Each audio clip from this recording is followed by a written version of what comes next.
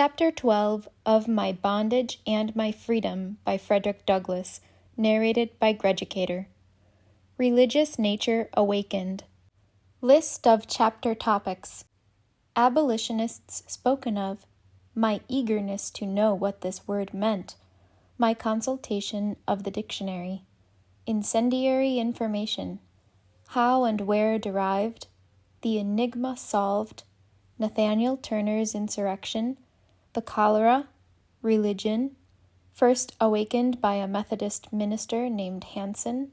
My dear and good old colored friend, Lawson. His character and occupation. His influence over me. Our mutual attachment. The comfort I derived from his teaching. New hopes and aspirations. Heavenly light amidst earthly darkness. The two Irishmen on the wharf. Their conversation. How I learned to write. What were my aims? Whilst in the painful state of mind described in the foregoing chapter, almost regretting my very existence because doomed to a life of bondage, so goaded and so wretched at times that I was even tempted to destroy my own life, I was yet keenly sensitive and eager to know any and everything that transpired, having any relation to the subject of slavery. I was all ears, all eyes, whenever the words slave, slavery, dropped from the lips of any white person, and the occasions were not unfrequent when these words became leading ones in high social debate at our house. Every little while I could overhear Master Hugh or some of his company speaking with much warmth and excitement about abolitionists. Of who or what these were, I was totally ignorant. I found, however, that whatever they might be, they were most cordially hated and soundly abused by slaveholders of every grade. I very soon discovered, too, that slavery was, in some sort, under consideration whenever the abolitionists were alluded to. This made the term a very interesting one to me. If a slave, for instance, had made good his escape from slavery, it was generally alleged that he had been persuaded and assisted by the abolitionists. If, also, a slave killed his master, as was sometimes the case, or struck down his overseer, or set fire to his master's dwelling, or committed any violence or crime out of the common way, it was certain to be said that such a crime was the legitimate fruits of the abolition movement. Hearing such charges often repeated, I, naturally enough, received the impression that abolition, whatever else it might be, could not be unfriendly to the slave, nor very friendly to the slaveholder. I therefore set about finding out, if possible, who and what the abolitionists were, and why they were so obnoxious to the slaveholders. The dictionary afforded me very little help. It taught me that abolition was the act of abolishing, but it left me in ignorance at the very point where I most wanted information, and that was as to the thing to be abolished. A city newspaper, the Baltimore American, gave me the incendiary information denied me by the dictionary. In its columns I found that on a certain day a vast number of petitions and memorials had been presented to Congress praying for the abolition of slavery in the District of Columbia and for the abolition of the slave trade between the states of the Union. This was enough. The vindictive bitterness, the marked caution, the studied reserve, and the cumbrous ambiguity practiced by our white folks when alluding to this subject was now fully explained. Ever after that, when I heard the words abolition or abolition movement mentioned, I felt the matter one of a personal concern, and I drew near to listen when I could do so without seeming too solicitous and prying. There was hope in those words. Ever and anon, too, I could see some terrible denunciation of slavery in our papers, copied from abolition papers at the North, and the injustice of such denunciation commented on. These I read with avidity. I had a deep satisfaction in the thought that the rascality of slaveholders was not concealed from the eyes of the world, and that I was not alone in abhorring the cruelty and brutality of slavery. A still deeper train of thought was stirred. I saw that there was fear as well as rage in the manner of speaking of the abolitionists. The latter, therefore, I was compelled to regard as having some power in the country, and I felt that they might, possibly, succeed in their designs. When I met with a slave to whom I deemed it safe to talk on the subject, I would impart to him so much of the mystery as I had been able to penetrate. Thus, the light of this grand movement broke in upon my mind by degrees, and I must say that, ignorant as I then was of the philosophy of that movement, I believed in it from the first, and I believed in it partly because I saw that it alarmed the consciences of slaveholders. The insurrection of Nathaniel Turner had been quelled, but the alarm and terror had not subsided.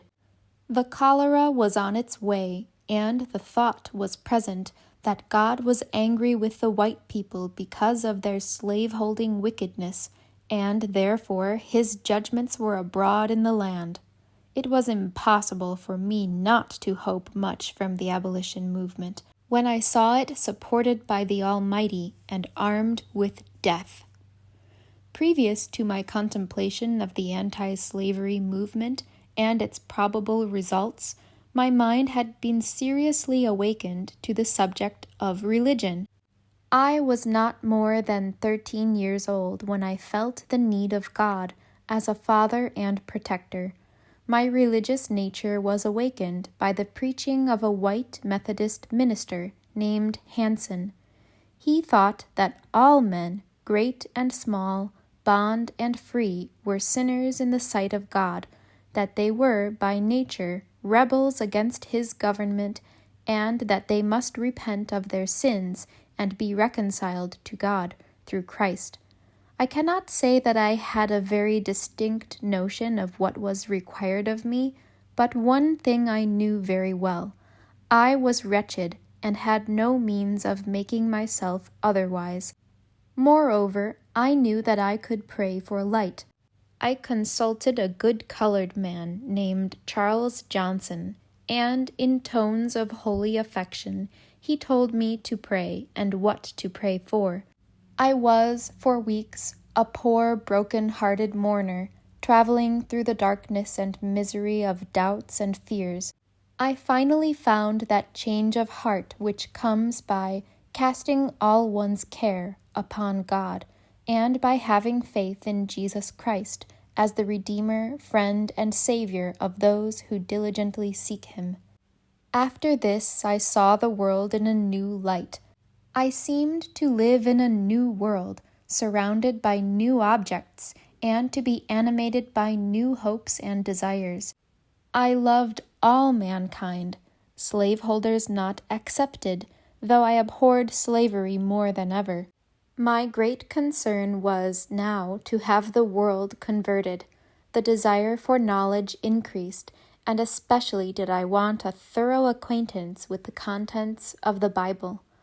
I have gathered scattered pages from this holy book, from the filthy street gutters of Baltimore, and washed and dried them, that in the moments of my leisure I might get a word or two of wisdom from them. While thus religiously seeking knowledge, I became acquainted with a good old colored man named Lawson. A more devout man than he I never saw. He drove a dray for Mr. James Ramsey, the owner of a rope walk on Fells Point, Baltimore. This man not only prayed 3 times a day, but he prayed as he walked through the streets, at his work, on his dray, everywhere. His life was a life of prayer, and his words, when he spoke to his friends, were about a better world. Uncle Lawson lived near Master Hugh's house, and, becoming deeply attached to the old man, I went often with him to prayer meeting, and spent much of my leisure time with him on Sunday. The old man could read a little, and I was a great help to him in making out the hard words, for I was a better reader than he. I could teach him the letter, but he could teach me the spirit, and high, refreshing times we had together in singing, praying, and glorifying God. These meetings with Uncle Lawson went on for a long time, without the knowledge of Master Hugh or my mistress. Both knew, however, that I had become religious, and they seemed to respect my conscientious piety. My mistress was still a professor of religion, and belonged to class. Her leader was no less a person than the Reverend Beverly Waugh, the presiding elder, and now one of the bishops of the Methodist Episcopal Church. Mr. Waugh was then stationed over Wilk Street Church. I am careful to state these facts, that the reader may be able to form an idea of the precise influences which had to do with shaping and directing my mind.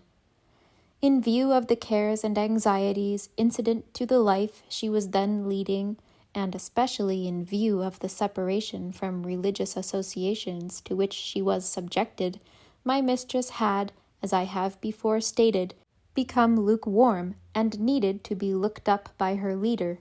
This brought Mr. Waugh to our house, and gave me an opportunity to hear him exhort and pray. But my chief instructor in matters of religion was Uncle Lawson. He was my spiritual father, and I loved him intensely, and was at his house every chance I got. This pleasure was not long allowed me.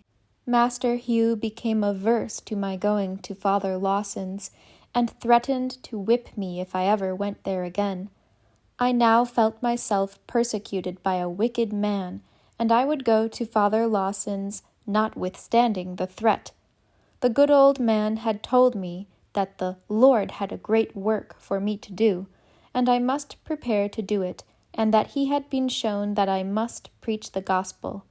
His words made a deep impression on my mind, and I verily felt that some such work was before me, though I could not see how I should ever engage in its performance. The good Lord, he said, would bring it to pass in his own good time, and that I must go on reading and studying the Scriptures. The advice and the suggestions of Uncle Lawson were not without their influence upon my character and destiny. He threw my thoughts into a channel from which they have never entirely diverged. He fanned my already intense love of knowledge into a flame, by assuring me that I was to be a useful man in the world. When I would say to him, "How can these things be, and what can I do?" his simple reply was, "Trust in the Lord." When I told him that I was a slave, and a slave for life, he said, "The Lord can make you free, my dear. All things are possible with him, only have faith in God. Ask, and it shall be given. If you want liberty," said the good old man, "ask the Lord for it in faith, and he will give it to you." Thus assured and cheered on under the inspiration of hope, I worked and prayed with a light heart, believing that my life was under the guidance of a wisdom higher than my own. With all other blessings sought at the mercy seat, I always prayed that God would, of his great mercy and in his own good time, deliver me from my bondage. I went one day on the wharf of Mr. Waters, and seeing two Irishmen unloading a large scow of stone or ballast, I went on board unasked and helped them. When we had finished the work, one of the men came to me aside and asked me a number of questions, and among them if I were a slave. I told him I was a slave, and a slave for life. The good Irishman gave his shoulders a shrug, and seemed deeply affected by the statement. He said it was a pity so fine a little fellow as myself should be a slave for life. They both had much to say about the matter, and expressed the deepest sympathy with me, and the most decided hatred of slavery. They went so far as to tell me that I ought to run away and go to the North, that I should find friends there, and that I would be as free as anybody. I, however, pretended not to be interested in what they said, for I feared they might be treacherous. White men have been known to encourage slaves to escape, and then, to get the reward, they have kidnapped them and returned them to their masters. And while I mainly inclined to the notion that these men were honest and meant me no ill, I feared it might be otherwise. I nevertheless remembered their words and their advice, and looked forward to an escape to the North as a possible means of gaining the liberty for which my heart panted. It was not my enslavement at the then present time that most affected me. The being a slave for life was the saddest thought. I was too young to think of running away immediately. Besides, I wished to learn how to write before going, as I might have occasion to write my own pass. I now not only had the hope of freedom, but a foreshadowing of the means by which I might, some day, gain that inestimable boon. Meanwhile, I resolved to add to my educational attainments the art of writing. After this manner I began to learn to write. I was much in the shipyard, Master Hugh's, and that of Durgan and Bailey, and I observed that the carpenters, after hewing and getting a piece of timber ready for use, wrote on it the initials of the name of that part of the ship for which it was intended. When, for instance, a piece of timber was ready for the starboard side, it was marked with a capital S. A piece for the larboard side was marked L. Larboard forward, LF. Larboard aft was marked LA. Starboard aft, SA, and starboard forward, SF. I soon learned these letters and for what they were placed on the timbers. My work was now to keep fire under the steam box and to watch the shipyard while the carpenters had gone to dinner. This interval gave me a fine opportunity for copying the letters named. I soon astonished myself with the ease with which I made the letters, and the thought was soon present, if I can make 4, I can make more. But having made these easily, when I met boys about Bethel Church or any of our playgrounds, I entered the lists with them in the art of writing, and would make the letters which I had been so fortunate as to learn, and ask them to beat that if they could.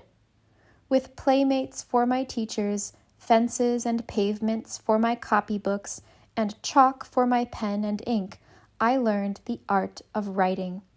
I, however, afterward adopted various methods of improving my hand. The most successful was copying the italics in Webster's spelling book until I could make them all without looking on the book.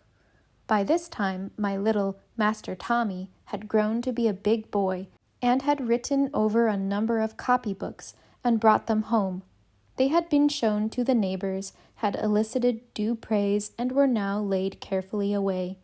Spending my time between the shipyard and the house, I was as often the lone keeper of the latter as of the former.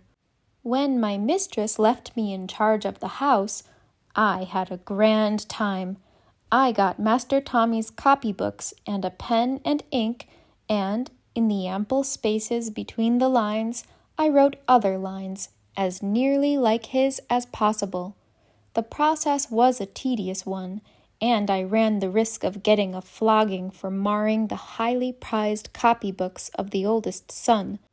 In addition to these opportunities, sleeping, as I did, in the kitchen loft, a room seldom visited by any of the family, I got a flour barrel up there and a chair, and upon the head of that barrel I have written, or endeavored to write, copying from the Bible and the Methodist hymn book, and other books which had accumulated on my hands, till late at night, and when all the family were in bed and asleep.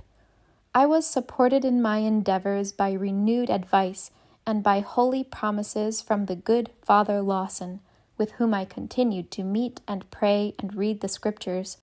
Although Master Hugh was aware of my going there, I must say for his credit that he never executed his threat to whip me for having thus innocently employed my leisure time.